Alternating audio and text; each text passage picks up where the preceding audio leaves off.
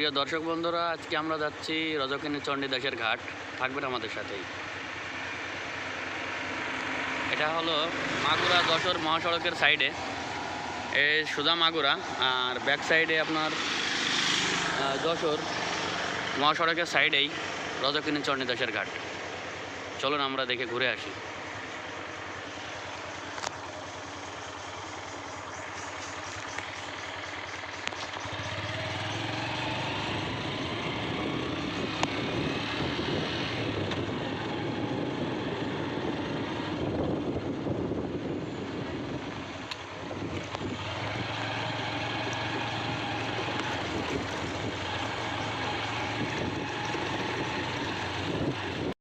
আসসালামু আলাইকুম। এই দেখেন আপনাদের সে প্রিয় রজকিনী চণ্ডীদাসের সেই ঘাট।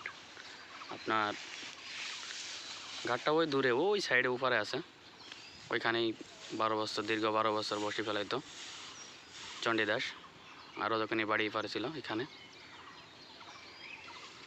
দেখেন কত বড়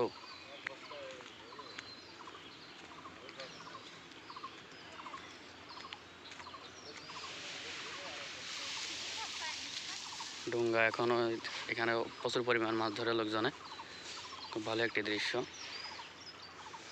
ছোট্ট একটি ক্যানাল বেরিয়ে গেছে এই সাইড দিয়ে।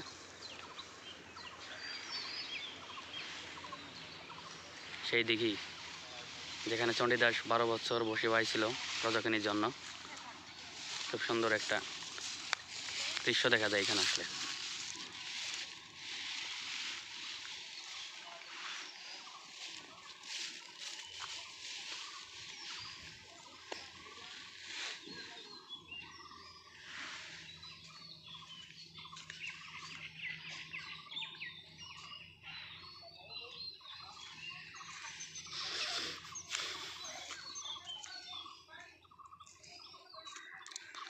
এদিক দিয়েও বেরোয় গেছে অনেক দূর পর্যন্ত।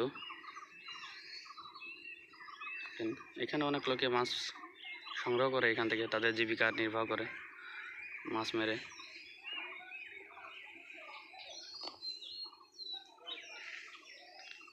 এখন তো পানি নাই, অনেক শুকাই গেছে, পানি নাই এখন পুরোটাই।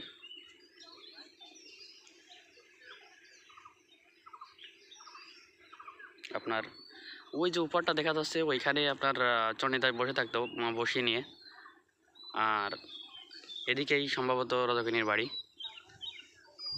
খুব সুন্দর একটা দৃশ্য দেখা যাচ্ছে। তখনকার যুগে খুব একটা মধুর সম্পর্ক তাদের ছিল।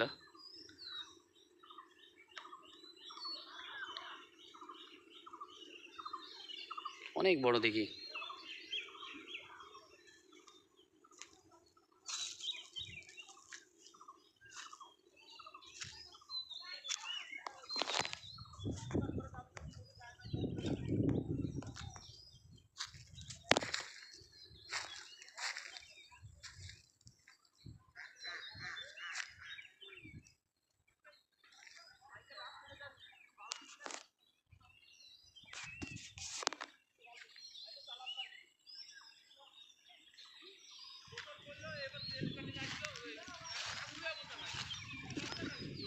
সবাই যদি চেষ্টা করেন ঘুরে আসবেন এখান থেকে। খুব ভালো একটি জায়গা। আর গুগল আমলের সেই দৃশ্যগুলো যদি মনে পড়ে, আসলে খুব ভালো লাগে রজকিনী চণ্ডীদাসের সেই গানটা।